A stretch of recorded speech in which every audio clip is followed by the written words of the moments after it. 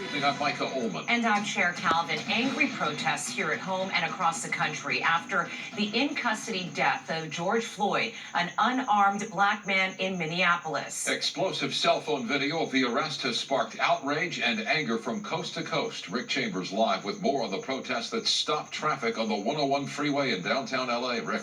Yeah, Micah, there are violent protests on the streets of Minneapolis for a second night following the death of that black man while being arrested earlier this week. So demonstrators gathered here in L.A. tonight, trying to draw some concerns over that death, but it too quickly got out of hand. This is the scene tonight on the streets of Minneapolis, Minnesota. Hundreds of people rioting and looting, and police using tear gas for a second night following the death of a black man in police custody. In downtown LA, a support rally this evening by Black Lives Matter near the Hall of Justice began peacefully. Within minutes, though, several hundred protesters march onto the 101 freeway, holding up signs and halting traffic. A CHP cruiser is quickly hemmed in, and demonstrators block its forward movement. Several of the protesters hit and kick the vehicle. Others jump onto the hood as it moves forward. Then as the officer accelerates, people hop off, except one man, who tumbles off onto the pavement. As a second CHP unit goes to check on him, people attack that car, at one point throwing a board through the back window. Firefighters eventually arrive to treat the man, who is helped to his feet and placed on a gurney to the delight of the crowd. The demonstrator appeared to have a slight cut on his head and was taken to County USC for treatment. The demonstration here follows a night of unrest in Minneapolis, Minnesota, following the death of 46-year-old George Floyd while in police custody. In this surveillance video, you see Minneapolis police arresting Floyd Monday night on suspicion of forgery.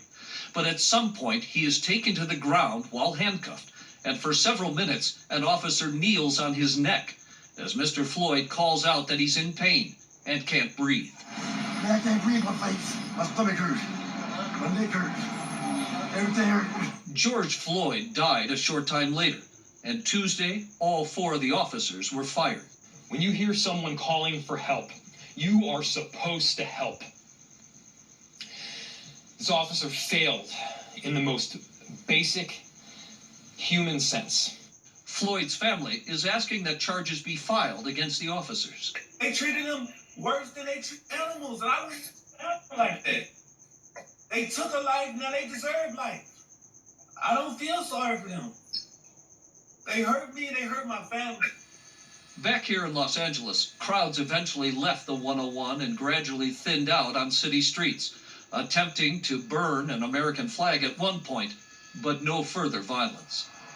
And LA's police chief Michael Moore issued a statement tonight concerning what's happening in Minneapolis, saying in part that it doesn't just tarnish our badge, it tears at the very fabric of race relations in this country. Knowing that we have experienced our own high-profile incidents here in Los Angeles, I can assure you the LAPD strives each day to build trust, and these events are sobering reminders of how quickly that can be lost. I'm Rick Chambers. Guys, let me throw it back to you in the studio. All right, Rick, thank you. To live pictures in downtown L.A. tonight where some protesters have targeted LAPD headquarters. The city remains on tactical alert tonight, and Tim Lynn is overhead live in Sky 5. Tim? Yeah, you're looking at the intersection of 2nd and Hill Street here in downtown Los Angeles. This is one pocket of protesters that have taken over this intersection. The LAPD has them completely surrounded with skirmish lines and are getting ready to move in once the command is given by the command post. But you can see they've got them hemmed in. They have another group of protesters inside the 3rd Street tunnel that runs just west of here. And they've got them hemmed off in there and holding them there until they decide exactly how to take care of it. But it's nothing like it was at about 5 o'clock this afternoon, as you saw as protesters went on to the freeway. Now it's kind of calmed down and just some stragglers still left here taking over this intersection. Now, LAPD, as you said, their headquarters, somebody did tag the sign in front of the headquarters, but now LAPD has that completely surrounded, and the attack alert was issued, so everybody on duty stays on duty and brings more manpower to downtown LA to make sure there is no violence or destruction occurring down here. So we'll keep an eye on it, and if anything changes, we'll let you know. That's the latest from overhead. I'll send it back to you.